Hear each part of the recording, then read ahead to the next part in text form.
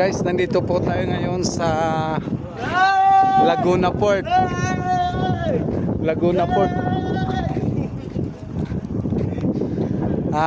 Ongoing po tayo ngayon ng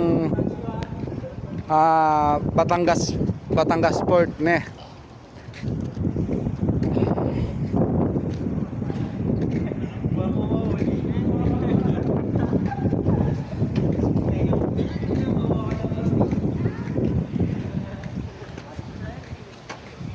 Para dyan sa mga friend ko dyan sa Tarlac, antayin nyo, babalik na po ako. Miss ko na rin kayo. Long live